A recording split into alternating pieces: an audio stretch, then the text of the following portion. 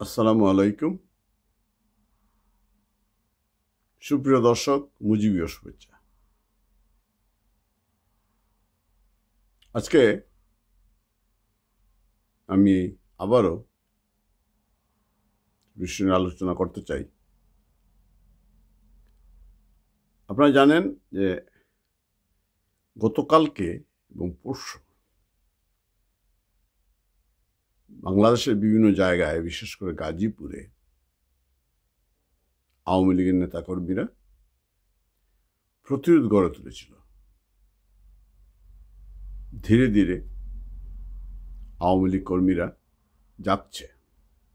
তার কারণ, গাজীপুরে অত্যন্ত জনপ্রিয় জননেতা, সাবেক মুক্তিযুদ্ধ বিষয়ক মন্ত্রী, সাবেক বলি কেন, উনি তো বৈধভাবে এখনো মুক্তিযুদ্ধ বিষয়ক মন্ত্রী, আকম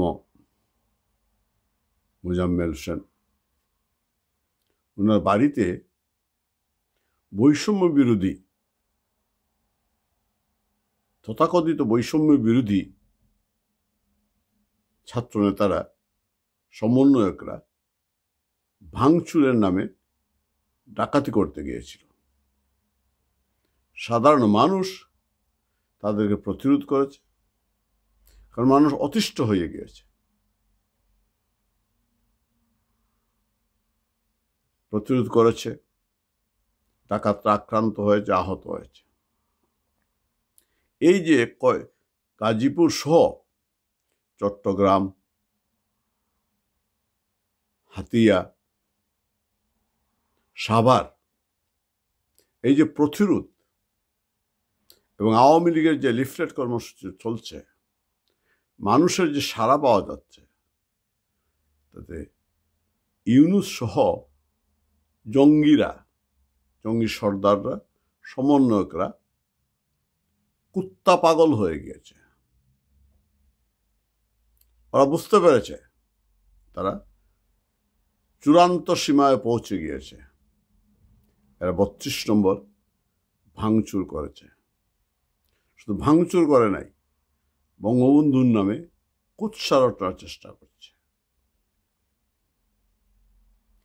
আমি যতটুকু জানতে পেরেছি, যেদিন ওরা ৩২ নম্বর ভাঙচুরের সিদ্ধান্ত নেয়, যেদিন ভাঙে, যদিও সিদ্ধান্তটি তাদের পরিকল্পনারই অংশ, তারা একটা অজুহাত খুঁজছিল কিভাবে আওয়ামী লীগের উপরে চূড়ান্ত স্টিমুলার চালানো যায়, বঙ্গবন্ধু ভবনটি ভেঙে ফেলা যায়, বাঙালির মুক্তিযুদ্ধের ইতিহাস, ঐতিহ্যকে কিভাবে ছুঁড়ে ফেলে দেওয়া যায়, গুড়িয়ে দেওয়া যায়, অজুহাত খুঁজছিল। যাই হোক, যেদিন বঙ্গবন্ধুর বাড়ি ভাঙচুর করা হয়, সেই দিন থেকে পরদিন বিকাল পর্যন্ত এই শেষরা ইউনূস, সুৎকুর ইউনূস, হিজড়া ইউনূস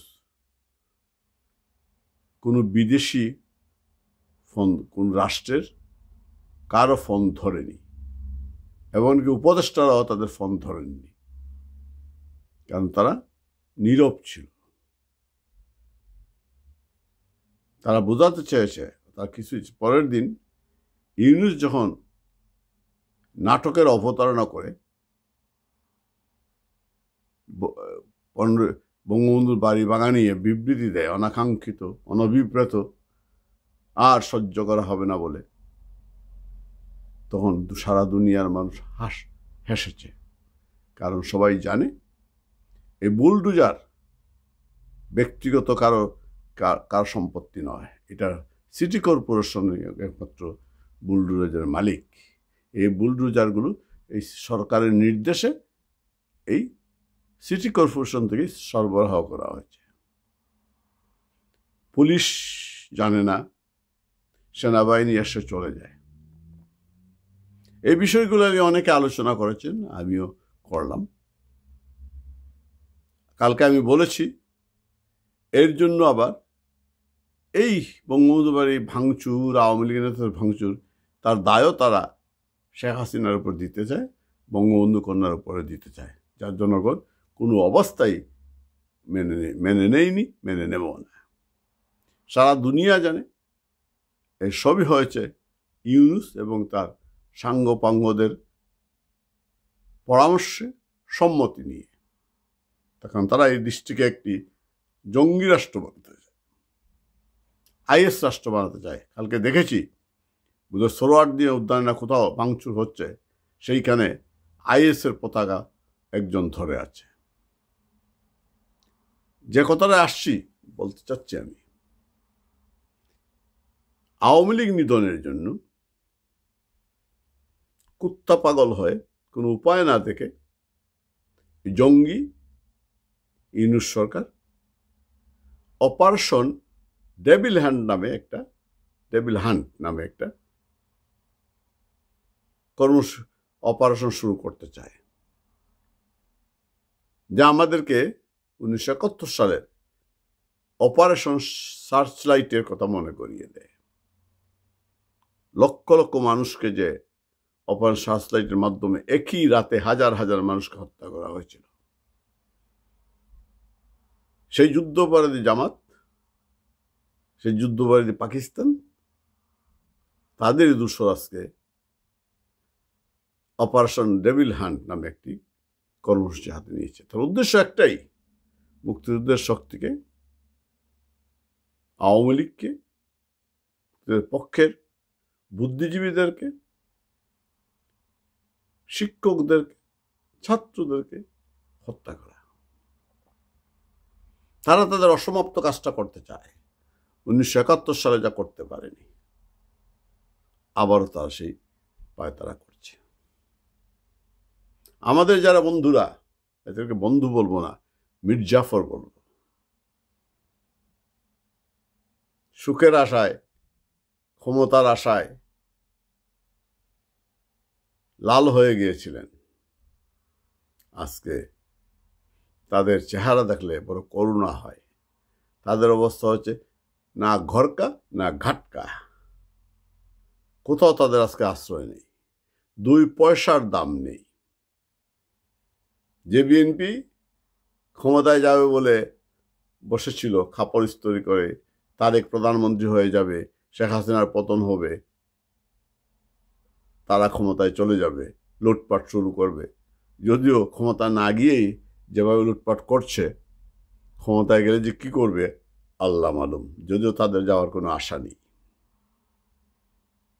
ওরা জানে না, যদি আওয়ামী লীগকে নিষিদ্ধ করে দেয়, আওয়ামী লীগকে যদি মাঠে শেষ করতে পারে এই সরকার, তাহলে বিএনপিকেও ছাড়বে না, জঙ্গিরা তো বিএনপিকেও ছাড়বে না। এই যে মাতা পুত্রের মিলন ঘটিয়েছে, ওই পর্যন্তই থাকবে। মাতা পুত্র দুজন সেই বিলেতেই থাকবেন, দেশে ফেরার সম্ভাবনা যায়। প্রধানমন্ত্রী হওয়ার তারেক সাহেব প্রধানমন্ত্রী হইতে পারবেন না। বাঁচতে হলে আওয়ামী লীগের কাছে আসতে হবে। আমি কালকে আমার ফেসবুক পেজে একটা ছোট্ট পোস্ট দিয়েছি, আওয়ামী লীগ ফিরবেই নিশ্চিত, কিন্তু বিএনপি ফিরতে পারবে না। আমরা তো জানি লড়াইটা আমাদের করতে হবে, আমাদের ফিরতে হবে, লড়াই করে ফিরতে হবে।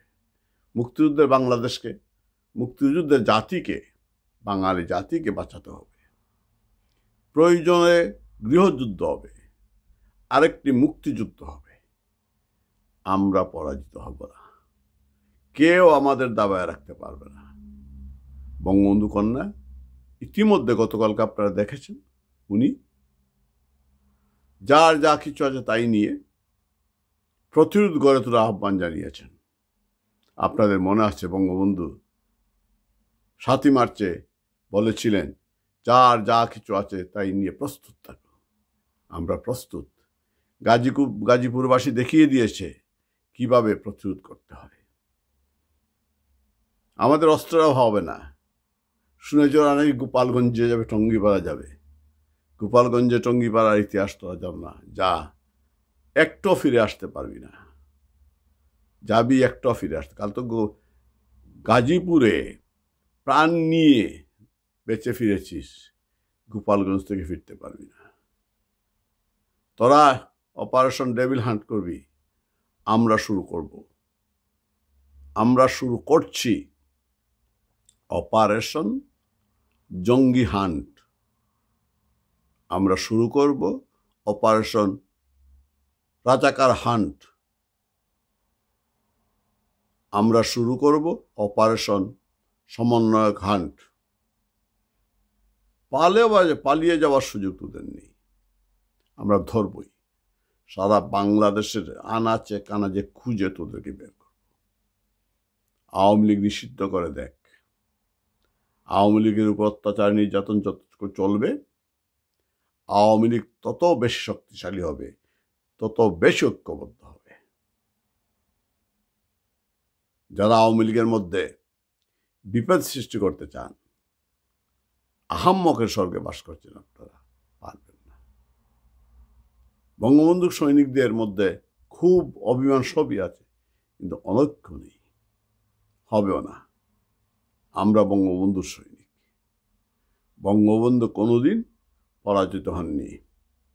আমি এই আজকে বলছি তোদেরকে, জঙ্গি রাজাকার, তোদেরকে আমরা ধরব। যে যেখানে পাবো সেইখানে ধরব। যে পুলিশ অফিসার আওয়ামী লীগ নেতৃত্বের উপরে আওয়ামী লীগ কর্মীদের অত্যাচার করবে, তাদেরকে আমরা বেছে বেছে বের করব। এইবার রেহাই দেওয়া হবে না। মেরে মেরে টুকরো টুকরো করে তোদের কুত্তা খাওয়াতে হবে। বঙ্গবন্ধু বিশাল হৃদয়ের অধিকারী ছিলেন, বঙ্গবন্ধু মাফ করেছিলেন, আমরা করব না। আমরা তোরা আমাদের কলিজায় হাত দিয়েছিস, তোরা আমাদের অস্তিত্বে হাত দিয়েছিস, 32 নম্বর গুড়িয়ে দিয়েছিস। আমরা তোদের পিঠে মাটি রাখবো না।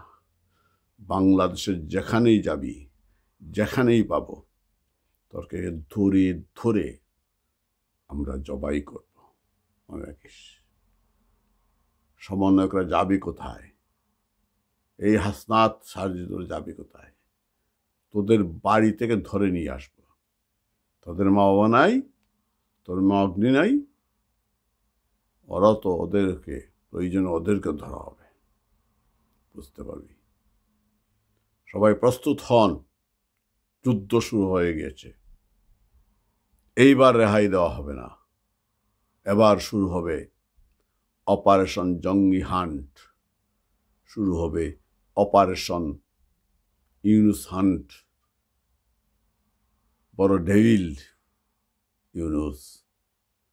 শুরু হবে অপারেশন রাজাকার হান্ট, অপারেশন সমন্বয়ক হাট। শুরু হলো। সারা দেশে, সমগ্র দেশে প্রতিরোধ হবে। মুজিব সৈনিকেরা পরাস্ত হতে জানে না। আমরা যুদ্ধের কৌশল হিসাবে এক পা পিছিয়ে দুই পা আগাতে হয়, আমরা তাই করব। জয় বাংলা, জয় বঙ্গবন্ধু। আমরা পরাজিত হব না। রাজাকার হান্ট চলবে, জঙ্গি হান্ট চলবে, সমন্বয়ক হান্ট চলবে। আমাদেরকে পরাভূত করা যাবে, কেউ আমাদেরকে দমিয়ে রাখতে পারবে না। জয় বাংলা, জয় বঙ্গবন্ধু।